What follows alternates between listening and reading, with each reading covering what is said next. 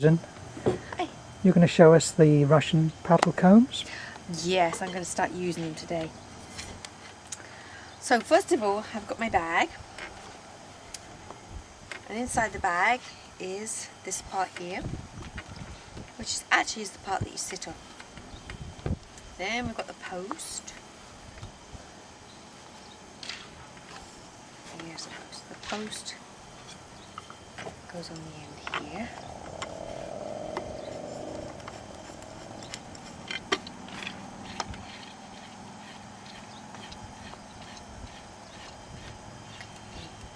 And this is the part that the paddles go on.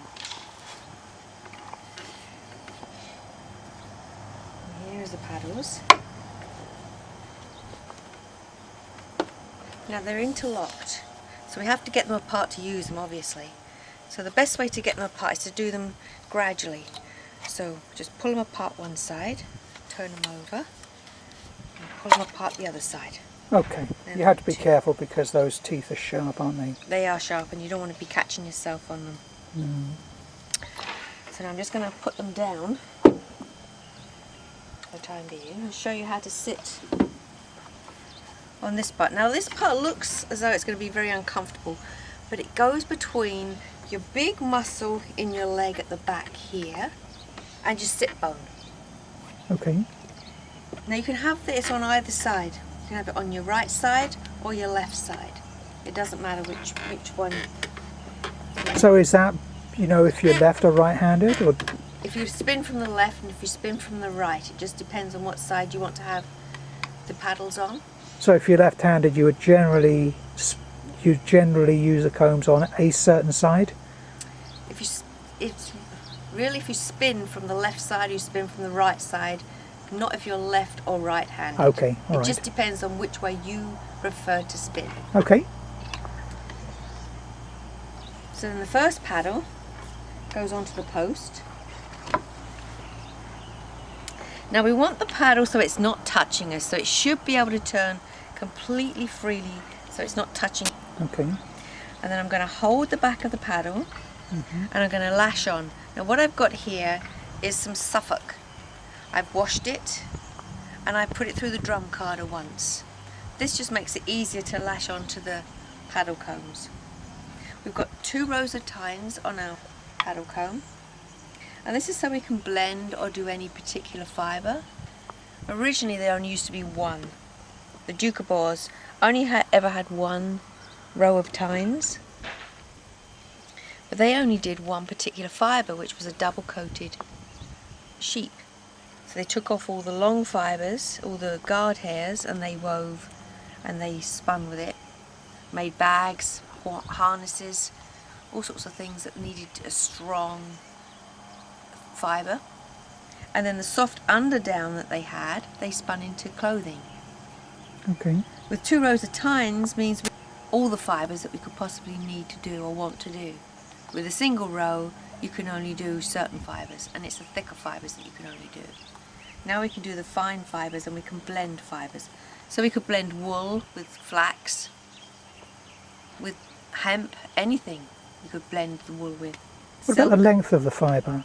Well, it's combing again. Whenever you comb, you have to have the fibres pretty much the same length if you want to blend. Whether you want to blend colours or if you want to blend. Okay, but will these combs do long fibres and short fibres as well? Yes, it can do really short fibres. These fibres I've got here are not particularly long, but they work well on here, even though they're very springy and very soft. There's no guard hairs in this because it's a Suffolk, as I said. All right. But it'll work really well on these combs and it'll hold on there nicely. And I want to spin fine, so these are paddle combs are what you need to spin fine with. They're just perfect for spinning fine fibres. Okay, so you're going to lash on. So I'm just going to lash on. Lashing on the mini combs, on the 4-pitch, just hooking them on. And you want most of the fibres to the front. You don't want very much, can you see here, you don't want very much at the back. So if I was to put on fibres like that, I'm going to lose a lot of my fibres. There's just too much here. Okay. So I'm going to take that off and lash it on again. So I've only got a small amount at the back. And you can go up to the tines, you can put as much fibre on there up to the tines if you want, but what I found I prefer doing now, lashing onto one comb and then putting the other comb on the top and the lashing onto this one too. So I've got half the fibres I want to spin on one paddle and the other half I'm going to put on here. I used to put them all onto one comb, but I prefer doing it this way now. I got 2 paddles, so I might as well use them. So how long have we been making these now? I think since about 1997? Probably 2 years. 96 or 97?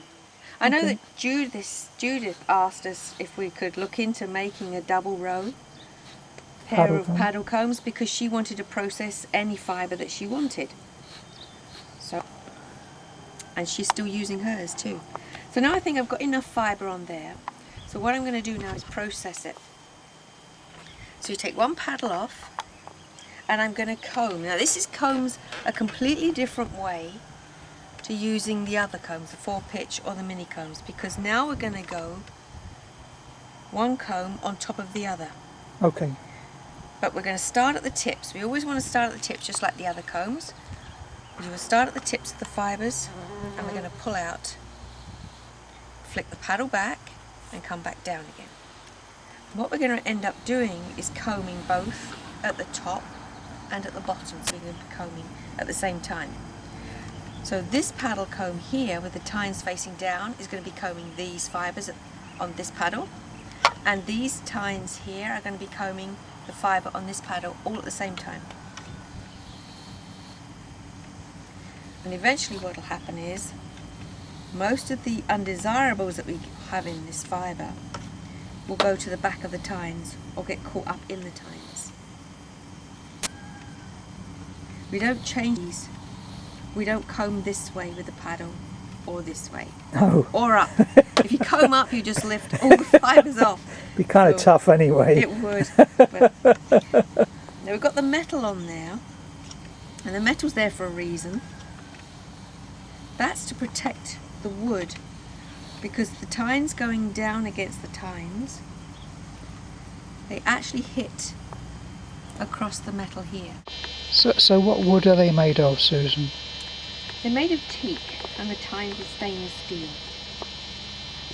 So now I've finished combing, and if you look at the fibre, let me just drop this one down for you. This is what I started out with. And you can see all of the neps and the vegetation and everything else. And look at this here. All the vegetation, either it's dropped out or it's actually locked into the tines or it's now behind the tines. So now I'm ready to spin. So when I'm right off the combs, you don't diz off of paddles. You don't pull the fibre off, you spin straight off the combs. And the combs are for fine, the paddle combs are for fine spinning. So this is what the Ducabores did. They did their combing and they sat and then processed their comb fibre straight from the comb. Straight from the combs. Okay. Yep. And the guard hair they spun separately. Alright, so now how to get started. You want a very loose draw in, and then you just drop the fibre, the singles straight onto the loose fibres, and it just picks up and starts spinning straight away. Now I'm spinning a semi-woolen or semi-worsted. I'm not allowing the twist to go into the web, so it's a semi-worsted. But I'm using fibre that's really for woolen spinning. So I'm not quite sure what you would call it. It's kind of a funny thing no one really knows what it's actually called. So it's either semi-woolen or semi-worsted. It's worsted prep because I've combed the fibres. And I'm not letting the twist go in, so it's worsted spinning, but the fibre is really for woolen spinning. So it's kind of a mixture. So you started on one side of the comb, the side nearest your body. Yep, I picked up from here and I'm gradually taking off the longer fibres and I'm working my way to the end, right to the end here. Okay. And then when I get to the end, I'm going to jump onto the next comb. Not literally, but you'll see what I mean. I'm almost there.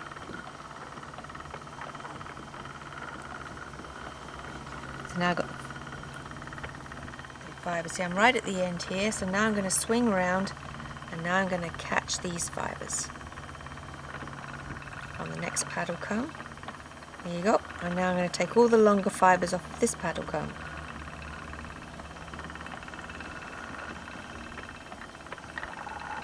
Okay, the drawing is so slow, I've got it on a small whirl, or pulley they should be called now, not whirls, they're pulleys. I've got it on the smallest pulley for the machine I can get on the machine, on the spinning wheel. And I've got it on a fast bobbin. Oh, see now there's a nub, a nip. I'm going to take that out. We don't need it in there. See, there it is? Yep. I'm going to consign it to the wind. There. Okay. Now, as you're doing this, you're drawing off with the one hand, and the other hand is actually you're grasping the handle of the top comb. I'm keeping it steady and I'm guiding it around as I'm spinning. Okay. So now I'm going to be coming back the other way. I've got right to the end of this paddle comb, and now I'm going to come all the way back again.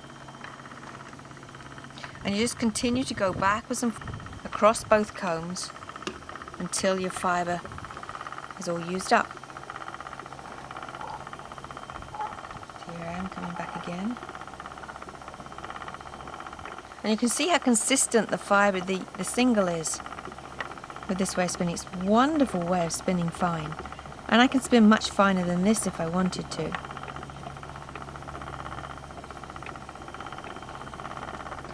So now you're going to come to the corner again. Yep, and then I'm going to go back to the other side. I'm going to catch hold of some of the fibres. Okay, so you're drawing it in with your hand. with my same hand, I'm drawing in the fibres. And now, see, and you cannot see where I've joined. See that? There's no. This is the section where I join from one paddle comb to the other. You can't see it. It's not there. It's invisible. Okay. Now it's slightly fuzzy. Can you see how fuzzy it is? That's because I'm using a fibre really that's for woolen spinning. The Suffolk is really springy and wiry. But I'm thinking I might 4 or 5 ply for a child's sweater, because it's hard wearing this fibre and it takes a beating. You throw it in the washing machine. You can drag them around the garden, the kids around the garden in their sweater, get grass on it, everything. So I say this is Suffolk? Takes a real beating. Yeah, it's Suffolk.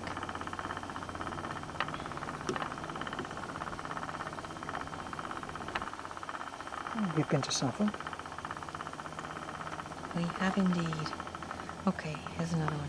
I'm just going to pick off the bits that I don't want. They just sit on the outside and they just pull right off. And set those nips. Spin the right way. There we go.